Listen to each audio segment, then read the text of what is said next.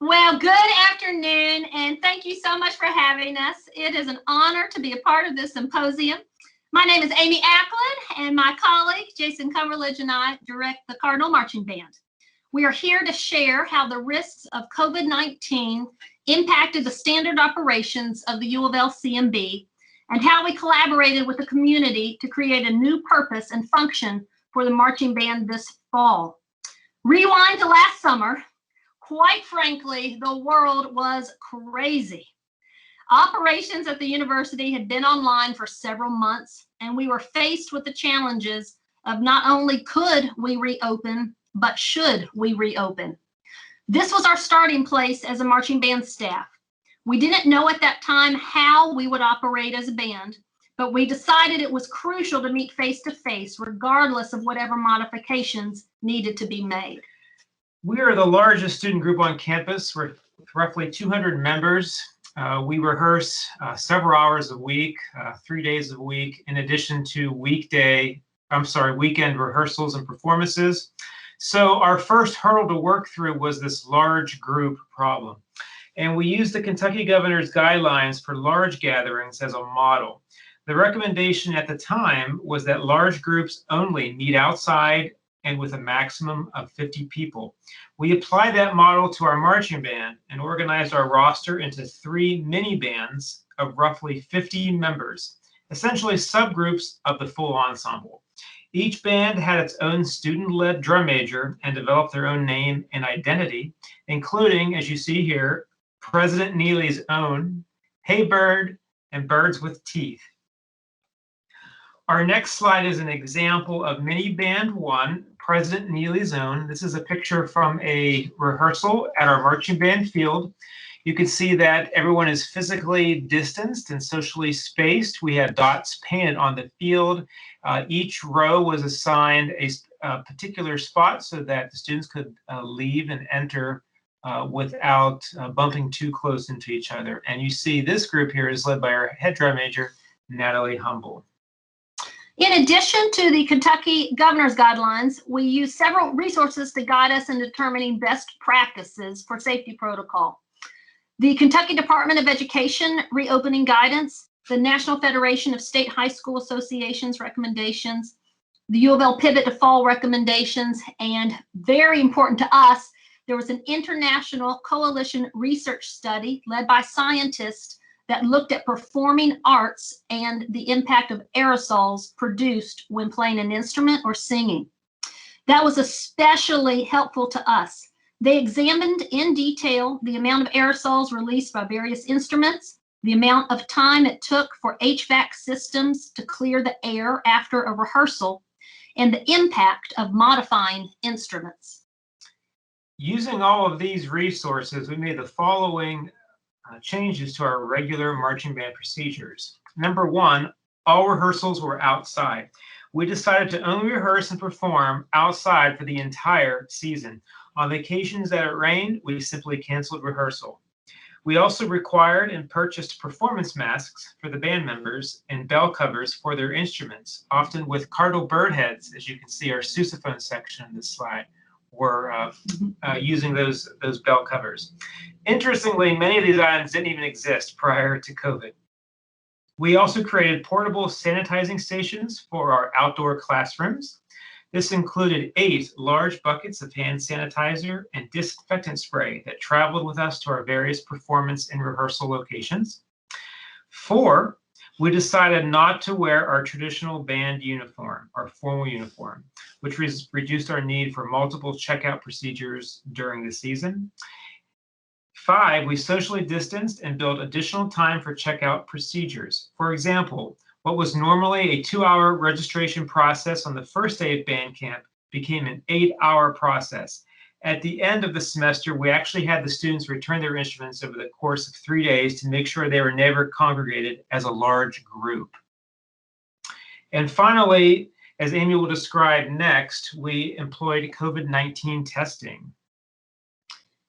Now, you're probably saying, oh my gosh, they didn't realize this is a symposium about collaborations. Why are they talking to us about COVID protocols? Well, I wanted to provide that backdrop because it is what led us to recreating our entire semester, which then resulted in collaborations.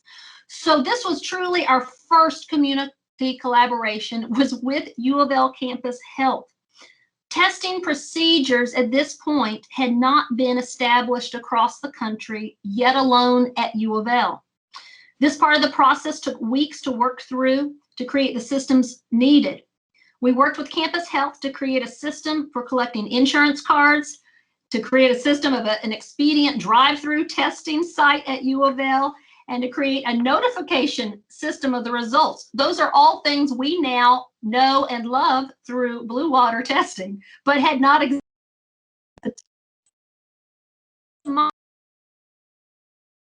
First time taking a COVID-19 test, but that band camp was our first time to welcome freshmen to U of L's campus.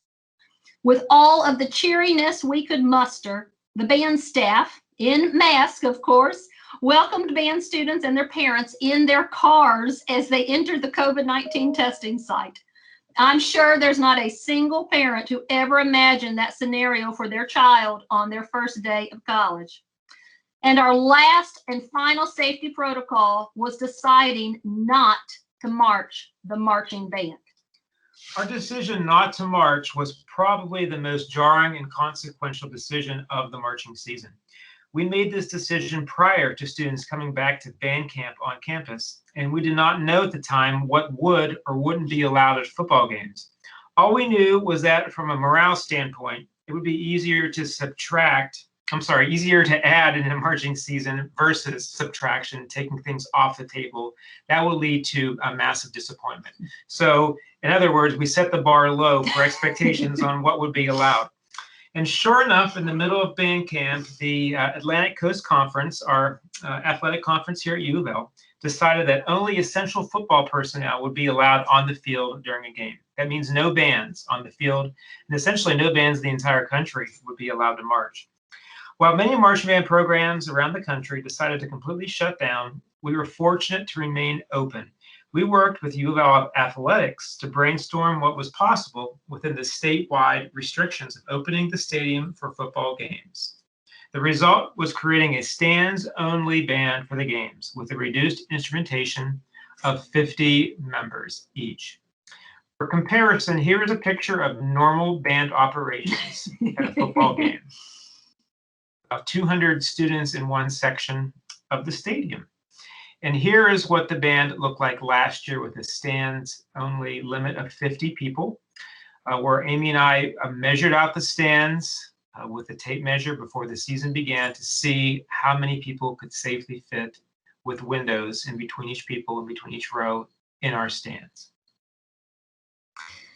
So in this process of reimagining our purpose, we started to tap into ideas to collaborate with the community. Now that marching shows were off the table, we found ourselves with extra time in the rehearsal schedule. Our first priority was to take care of our U of L campus. We started pop-up performances and played all over campus, including the Ekstrom Quad area, Grawemeyer Hall, the J.B. Speed School, the School of Music, the SAC, and the Student Recreation Center. And we, of course, also performed in the stands for the U of L home football games. Our second priority was to perform for a broader Louisville community. We knew that fall would be a particularly tense time of the pandemic and that people would be craving interaction and the power of live music. We sent out a simple email to the main offices on U of L's campus, letting people know that we were looking for community performances. To our surprise, two major collaborations developed from that simple email. Our first touch point was with Elaine Cummings, U of L Director of Development, who connected us with Todd Schmiedler, Senior Vice President of Trilogy Health Services. Our brainstorm resulted in supporting their Live a Dream initiative for senior residents. In this effort, the U of L CNB performed at 7 different assisted living centers throughout the community to lift the spirits of their senior residents, many of whom had been quarantined for months. And as you can see, there's a list here of our 7 assisted living centers where we performed in person outside. These performances were different than anything we had ever experienced as a band. It is still emotional to see these pictures every time and to remember the impact of that time with the country, so much of the country still quarantined. Our audience was the senior residents at the facilities, but we couldn't see them because they weren't able to leave the facility and we weren't allowed to enter. We literally moved from various sections of the building and played to the windows. Here's a picture of a resident who was able to be in the courtyard and was clapping along to our performance. And here's a picture of a resident who opened her window to let us know that she used to be in her school's marching band when she was younger. She's also a Cards fan. If you can see, she's holding up her L. And can you imagine her surprise when she looked into the parking lot and saw a college marching band giving her a special serenade? Trilogy Health, as a company, received so many positive comments from our collaboration that the company developed this model into a nationwide initiative where they are now working with bands across the country to perform for their senior residents at other facilities. Our second community-based initiative in collaboration involved working with UofL Health and Senior Vice President Diane Partridge. To thank and encourage frontline hospital workers, the UofL Cardinal Marching Band performed during the shift exchange at 5 UofL hospitals, including UofL Hospital, Jewish Hospital, Mary and Elizabeth Hospital, Peace Hospital, and Shelbyville Hospital. The CEOs and other executive leaders of each hospital were in attendance to cheer on the workers as the band performed. Whereas the performances for the senior residents were quiet, the performances for the hospitals were loud and boisterous. Simply put, it was a big party. The excitement and release of energy at each hospital was electric. Our performances occurred during the shift changes of the doctors and nurses. We couldn't go inside the hospital, so we found creative spaces outside as best we could. Locations included an active road with moving cars, a parking lot, and our favorite, a helicopter landing pad. And yes, the band had to move out of the way one time for a surprise landing. For most locations, we were able to form a tunnel for the doctors and nurses to walk through while we performed. Some even broke into dance as they paraded through the band. It was a pep rally, essentially, during the shift change. The pure, spontaneous joy that we all experienced is something we will never forget. We were there for one purpose: to honor our frontline workers. The CMB members were truly transformed from being a part of something bigger than themselves. And it was amazing to see them use their talents as a way to say thank you to our frontline workers during this challenging time of the pandemic. In conclusion, we started this as a way to connect and give back to the community. One of our surprises that was unintentional but very powerful is that in doing that, we also improved community within our own band program. This model of going to smaller bands within the larger band, this mini band concept, the students loved that so much that they have already nicely demanded in their student way that we keep that model for next year, even when we anticipate going back to marching all 200 on the field. But to find ways to build in these subgroups. It represents a culture that they know from their high school band programs where they had smaller groups, and within that, lots of leadership opportunities and student-led initiatives. And so that was perhaps one of the best takeaways of all, was that coming from a premise of community, that it just started to bleed over into all aspects of what we did. So that is our presentation, and we'll take a minute. I think we have a minute or two left for questions.